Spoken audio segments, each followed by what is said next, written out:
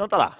A minha emissão, o nome dela, o símbolo e o poder de penetração da matéria para cada uma dessas aqui. Tudo bem? Alfa 24. Vamos pegar tudo que nós podemos retirar sobre alfa. Então, alfa 24 vamos montar aqui.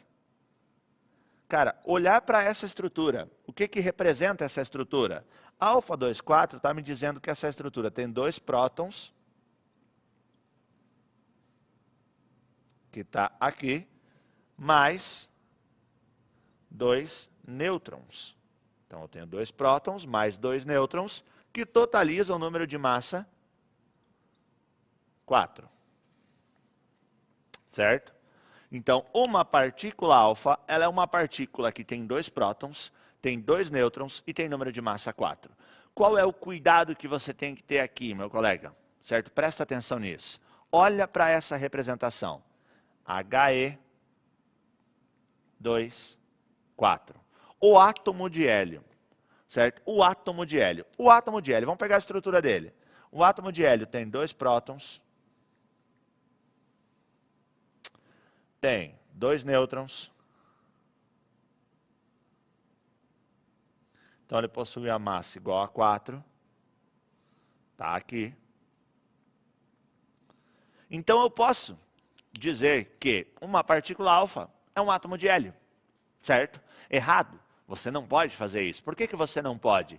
Porque uma partícula alfa ela só tem os 2 prótons e os 2 nêutrons. O átomo de hélio, para ele ser um átomo, além dos 2 prótons e dos 2 nêutrons, que coincide com a partícula alfa, esse camarada também tem 2 elétrons. E aqui o exercício te traz. Não é só a Lua. O exercício te traz aqui. Por quê? Porque quando ele fala que uma partícula alfa é um átomo de hélio, você vai quente, porque ele te mostra, ele fala, ó, alfa 24, hélio 24, você vai correndo, tá bom? Cara, não é um átomo, mas ela tem uma similaridade. Certo? Com isso daqui. Certo? Tem algo que é parecido nos dois. Tem algo que é exatamente igual. Não é nem parecido. Está aqui, ó. 2 prótons, 2 prótons. 2 nêutrons, 2 nêutrons. Próton e nêutron ficam em qual região do átomo? Próton e nêutron ficam numa região chamada núcleo. Então, você pode dizer que uma partícula alfa é um núcleo. Vamos escrever maior aqui. É um núcleo de hélio.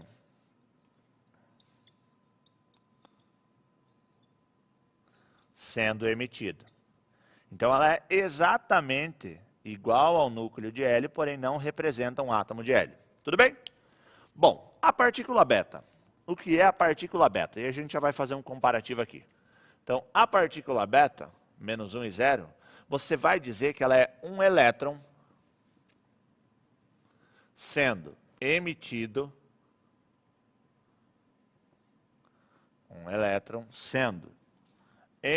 vamos arrumar aqui, do núcleo atômico.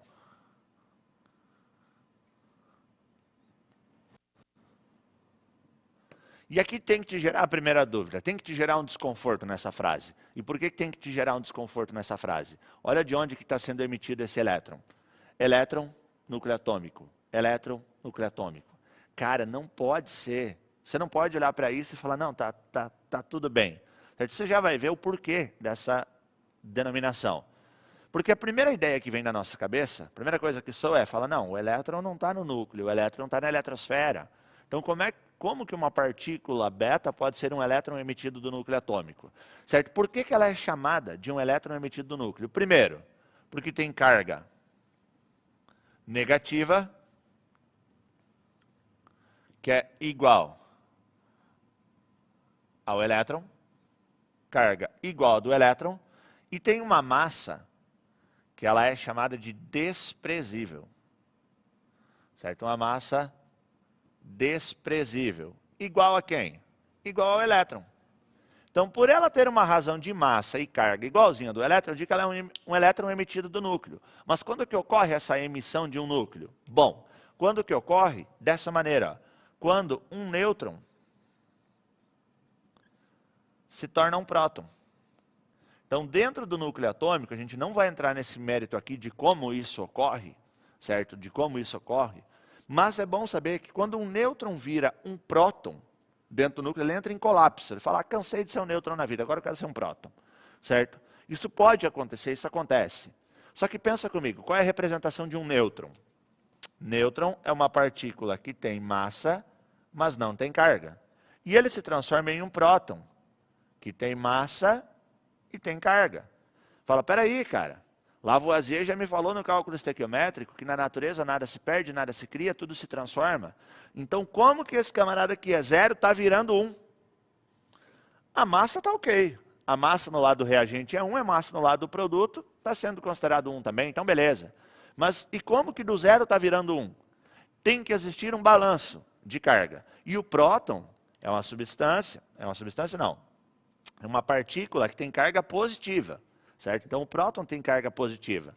Então, para existir o balanço disso tudo, olha quem aparece.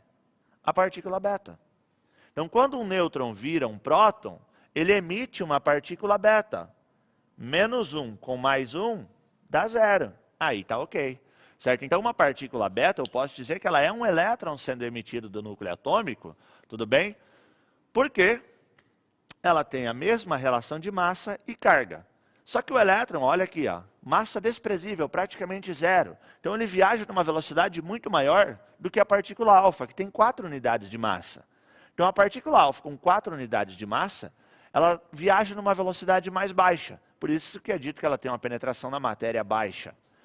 A partícula beta, certo? Ela tem uma velocidade maior de propagação por ela ter uma massa menor. Então como ela viaja mais rápido, ela consegue adentrar mais facilmente na matéria.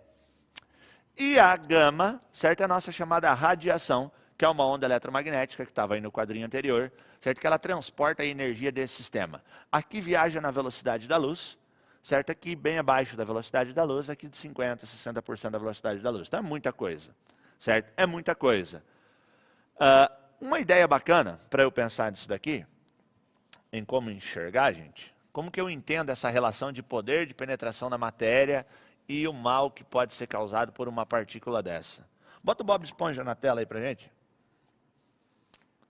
Aqui, gente, basicamente as radiações, elas são exemplificadas assim. Tá bom? Uma partícula alfa, o poder de penetração na matéria é tão baixo, certo, que somente uma folha de papel é capaz de barrar essa partícula alfa. Então ela é emitida de núcleo atômico, nossa, um processo radioativo, mas se você tiver uma folha de papel na tua frente, ela não consegue atravessar. Então a radiação alfa, que está aí na carinha do Bob Esponja, certo? Ela tem um poder de penetração na matéria bem baixinho, tanto que uma simples folha de papel consegue barrar ela, certo? A minha radiação beta já não. A minha radiação beta, certo? Ela já consegue dar umas pancadas numa parede mais forte e atravessar. Ou seja, ela atravessa essa folha de papel com uma facilidade muito grande. Agora, se eu pegar uma parede de chumbo, por exemplo, uma parede de aço, ela bate e ela já não consegue adentrar, certo? Ela não consegue adentrar com uma facilidade. Por quê? Porque ela tem uma massa. Bom, como que eu posso pensar nisso daqui, cara? Bom, uma maneira simples, sei lá. Esse canetão tem massa, certo? Vamos pegar no caso da alfa. Se eu pegar esse canetão, vou pegar outro que eu não estou usando, e jogar ele no quadro, ele não entra no quadro. É óbvio que ele não vai entrar no quadro. Massa com massa não tem jeito, não vai atravessar, certo? Posso trocar a cor do canetão e jogar ele, certo? Que ele não vai adentrar, a não ser que ele faça um furo no quadro. Se fosse uma partícula beta, certo? Ela já podia dar uma entradinha ali com uma certa facilidade. Agora, se vem a radiação gama, massa 0, só uma onda eletromagnética, energia pra caramba, certo? Ela pega e rebenta essa placa de aço, inclusive, e atravessa ela. Lógico que depende da espessura, tá bom, gente? Quanto mais espesso for, mais ela vai sendo contida. Mas a folhinha de papel, uma simples portinha, ela consegue atravessar com uma facilidade muito grande. Então, o meu poder de penetração na matéria, ele é muito importante de ser compreendido, principalmente dentro de um reator nuclear.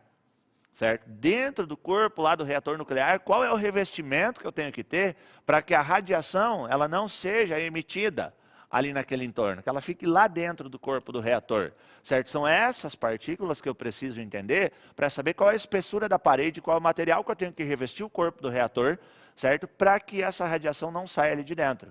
E nós vamos falar sobre os reatores, também aqui dentro da produção de energia